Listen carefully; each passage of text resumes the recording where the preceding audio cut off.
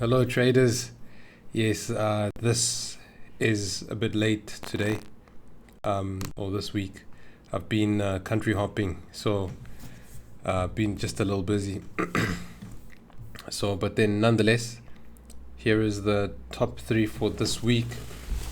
And before we get into the top three for this week, the question that I'd like to ask is, when it comes to your psyche, when it comes to your mind, what is it that you do on a day-to-day basis, so to feed it? A lot of the times we see our bodies and we feed our bodies on a daily basis because it's much easier to spot the fact that the body needs food on a daily basis. But the psyche also needs food on a daily basis. And the question is, overall, what are you doing to feed your psyche? And this is not just for within trading, but your psyche in general.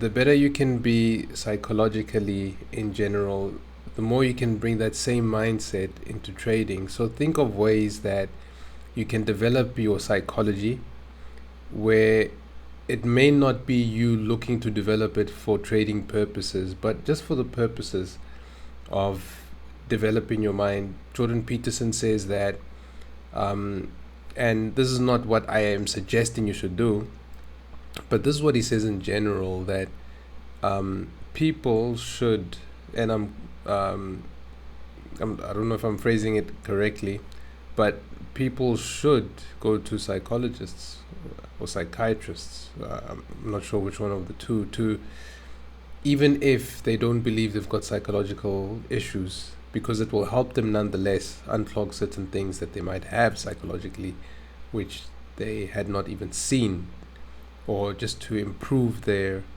psychological functions nonetheless. Almost like the same way as you might not have health problems, but you still go to the gym, and some people have a trainer. So think about ways you can develop your psychology nonetheless and see what that does and how it translates into your trading.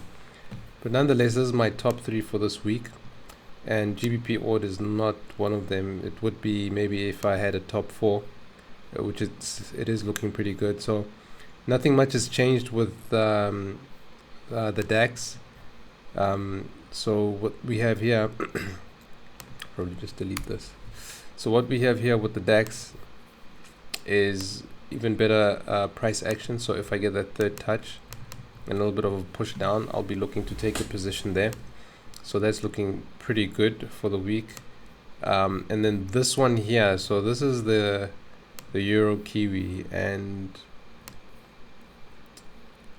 this is going to be a very simple position that anyone can take. All I'll be looking for here is taking a position on the daily. That's it. If I get a daily rejection where we are now, a nice red flag, perhaps a nice red candle, perhaps tomorrow's candle or the next day, I'm not too sure if we will or when we will, I'll be happy to go in there, 125 pips, and I'll be setting a take profit at 3%, 3.5% or so. This is my bread and butter. It is a daily candle, but this is literally my bread and butter this year. It's been doing very, very well, performing extremely well. And then here, what I'll be looking for, again, Euro USD is looking really nice. Let's see. So here we've got a nice, very obvious expanding that has just tagged into the value area that we have over here. And this expanding is also an extension of a larger pattern. So we've already started to push down quite nicely here. So what I'd be looking for today or tomorrow is, as you can see, we've pushed down very nicely on the 1 hour. So if we get any kind of flag here on the 1 hour or on the 15 minutes, I'll take a two touch in this area and take this to the upside. and I'll just be working with price there, because with these kind of positions we can easily get to the end there, which would be a nice little 15%, or even to this little high here for 11%. So I'll just be working with price to see where it takes me. But otherwise, have a safe trading week ahead, and I will see you again next week. Goodbye.